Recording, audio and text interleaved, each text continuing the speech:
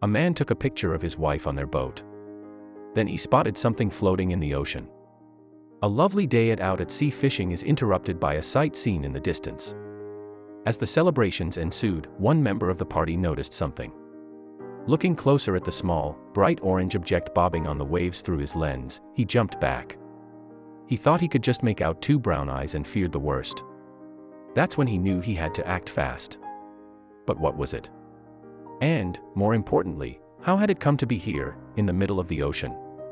Bruce and Robin Knecht from Odessa, Florida were celebrating their joint birthdays with another couple, Michael and Sean Sayre, as they did every year.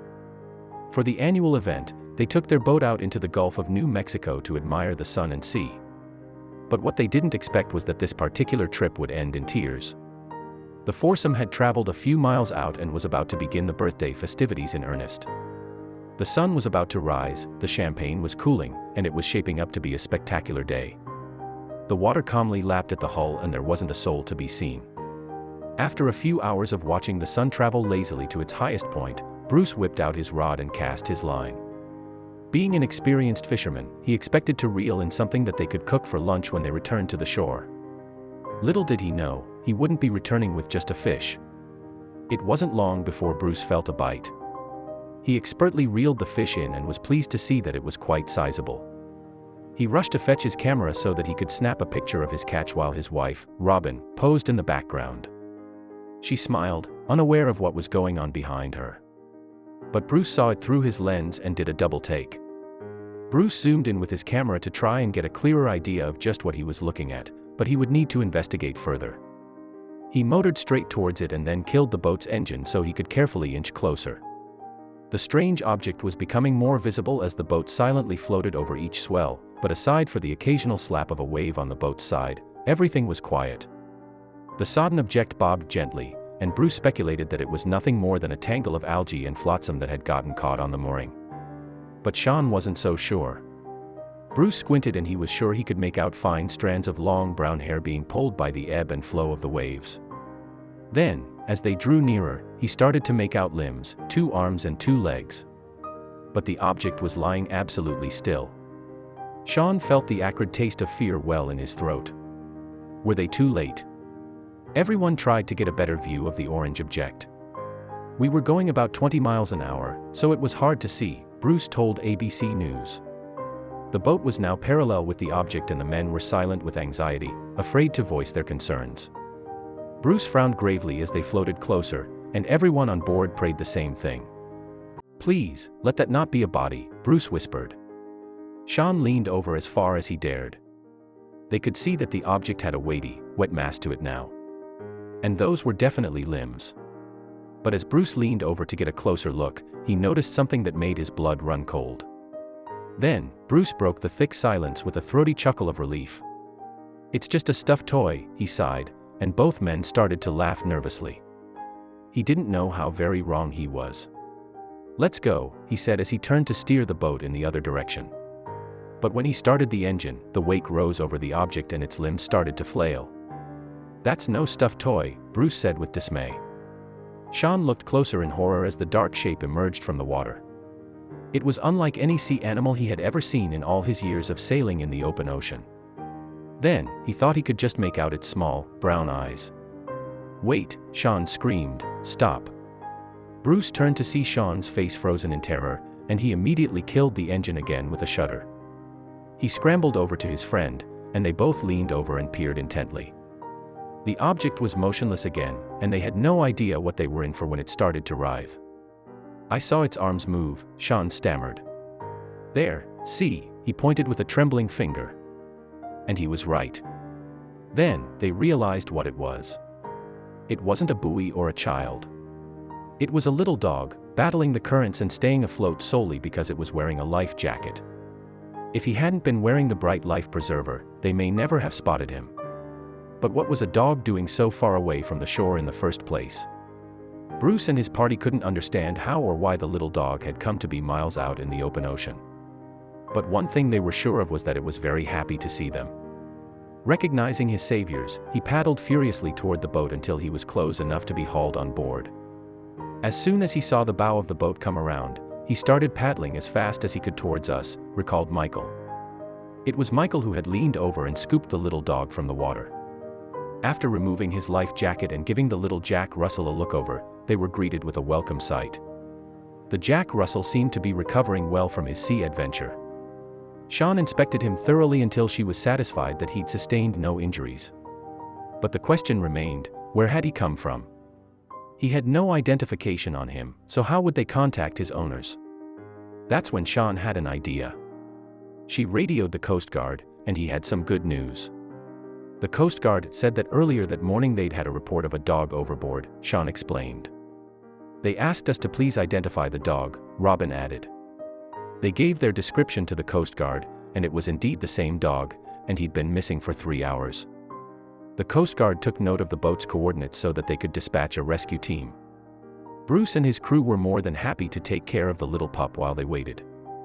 The dog's name was Jägermeister, and he was, understandably, a little nervous after having spent the last 3 hours at sea. He was shaking like a leaf, Robin later explained in an interview with the New York Daily News. They knew they had to get him warmed up as fast as possible.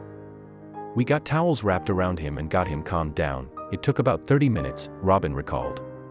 But how did Jägermeister take to the strangers who had saved his life? Fortunately, Jägermeister didn't mind at all. He seemed to understand that he was now in safe hands. He was very friendly and very sweet, Robin said. What's more, Jägermeister actually seemed to enjoy spending time on the boat with his new friends and wasted no time claiming a prime spot. After he got calmed down, he hopped up on the top deck of our boat and sunbathed, Robin said, laughing. And when the Coast Guard finally arrived, he quickly leaped aboard the rescue vessel and made himself comfortable. But how had little Jägermeister ended up fending for himself in the ocean? And where were his owners? Joey Myrick had all the answers.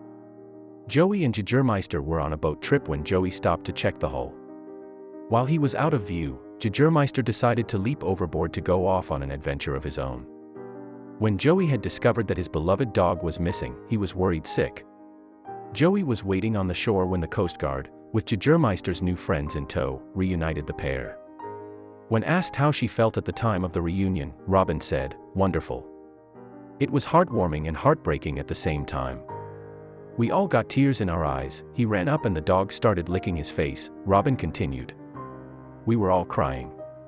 It was really a very, very heartwarming moment. It was very happy. Some humans are brave enough to risk their own lives to save another. Our next fisherman expected a relaxing day on the water, yet it turned out to be anything but. Some fishermen crave the excitement that fills them after they cast their line in the hopes of reeling a delicious fish into their boat. Others seek peace and serenity in escaping the real-world hustle and bustle for a calm day away. Brad's day started as such, and the water beneath him was quiet and peaceful. He wanted nothing more than to enjoy the time he had by himself and his fishing line. Out of the corner of his eye, he could see a large brown shape floating towards him. Brad didn't think much of it as it looked like a mere branch. As soon as the mysterious silhouette inched closer to him, he finally could see, this was no branch at all. Shivers immediately went up and down his spine. He had to get out of there, and quickly.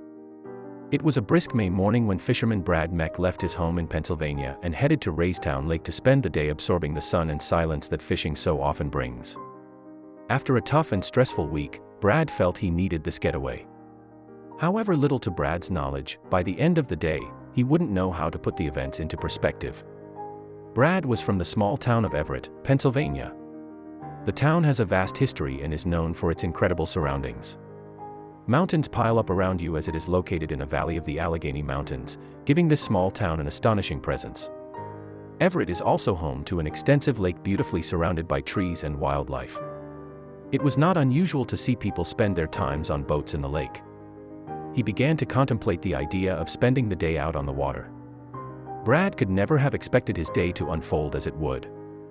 Brad was from the small town of Everett, Pennsylvania. The town has a vast history and is known for its incredible surroundings. Mountains pile up around you as it is located in a valley of the Allegheny Mountains, giving this small town an astonishing presence. Everett is also home to an extensive lake beautifully surrounded by trees and wildlife. It was not unusual to see people spend their time on boats in the lake. He began to contemplate the idea of spending the day out on the water. Brad could never have expected his day to unfold as it would. Brad gathered his fishing gear and his lunch and headed out. Once he settled into the boat and got comfortable with the sun on his back, he cast his first line. After Brad rested his feet, he noticed near him was a long log floating in the water. All of a sudden, Brad started to get restless when he took off his sunglasses and realized this log was moving towards him, and quickly. He reached for his paddle and looked around the lake to see what danger was headed his way. It couldn't be a log, could it? The lake was calm, there could be no way the log was being pulled so quickly by the current. There was no current. Brad became nervous and kept his eye on this mystery that lurched his way. But little by little, the thrashing water became closer and closer to his boat. Something in Brad's subconscious put his whole body on alert. But why? Brad was initially quite startled, as he was alone and very unsure of what exactly was heading for him. All of a sudden, he spotted some fur on the log, quite a lot of hair, in fact. Brad convinced himself it was a rodent. He thought it could possibly be a beaver. Relieved to be out of imminent danger, his body began to relax. Little did he know, he should have never trusted his instincts out on the water that day. Brad suddenly became aware that this was no log at all. As he was startled, he brought himself to his feet, but doing so caused the boat to rock. Brad eventually caught his balance and peered closely. As he did, the boat began to shake uncontrollably and he knew he was doomed. But before disaster struck, he held onto the boat and on his knees crouched down, successfully securing the boat. Suddenly, a cold sweat started forming all over his body. This day was not going at all as planned, and to make matters worse, the animal was approaching Brad even faster than it had been before. What did it want? And was he sure it was a beaver? Both Brad and the creature paddled within an eye's view of one another, which is when Brad realized that it was a baby animal that was barely afloat. The animal had detached itself from the log it was initially gripping. It was clearly struggling to keep its snout above the water. He knew he had to do something to help. This poor little beaver must have been incredibly tired from all the paddling. Brad then dove for the creature but forgot to check one painful fact. Not only had Brad become aware that this creature was no log at all, but it was alive. And he knew this guy needed help. But still, the animal was too far away for Brad to help him. Eagerly, he decided he was going to paddle that way. He didn't want anything to suffer while he was around, and more so when he could do something to help. As he got within arm's reach of the creature, he stretched his arm as far as it could go and grabbed onto the animal. Little did he know, this was no log or beaver. What had he just grabbed? Once Brad had a firm grip on the creature, he pulled it out of the water and placed it at the base of the boat. He recognized with a hint of fear that it was a baby cub. The little guy looked small and weak, just a newborn. He was struggling immensely to breathe due to all the water he had consumed. The cub couldn't catch a breath and began to choke. Brad had to think quick on his feet. He needed to save this poor little animal, but how? Then Brad came back to his senses, and became frantic, now worrying that the cub would bite him, or worse, that the mother was near. The little guy sneezed and released excess water as Brad scoped the shore in search of the dangerous mother bear. Brad was certain she would be at least 10 times the cub's size, and his instincts this time were not at all wrong. Brad reached in his backpack beside the little cub to call for help. He recognized that being completely alone with a bear at his side was a threatening position. As he checked his backpack pockets, he considered whether the wildlife rescue crew or the police would arrive faster. In the end, neither would get the job done because he looked at his phone and had no service. There was only one option left for Brad, and he wasn't too happy about it. Suddenly, a plan came into Brad's head, and as he had no other options, he acted on it. Brad paddled towards the shoreline that the cub had been heading towards before seeking refuge in Brad's boat.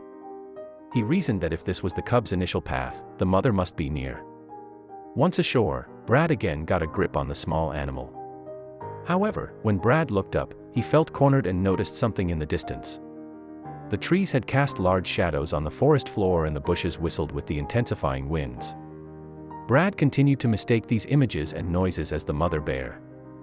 In a quick moment, Brad bravely reached again for the cub so he could place him on the ground. However, when Brad reached for the cub, it responded unexpectedly.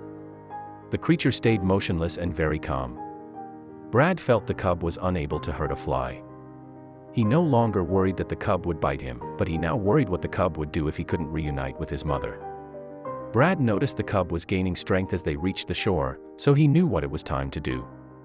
Brad grabbed him and let him wander back into his natural habitat, but sadly, not at his mother's side. Brad pulled out his phone, but this time to videotape the cub's departure. The tiny creature crept back into the woods, but before getting too far, it looked back at Brad, almost thanking him for rescuing his little life. Once the cub disappeared into the woods, Brad returned to his boat.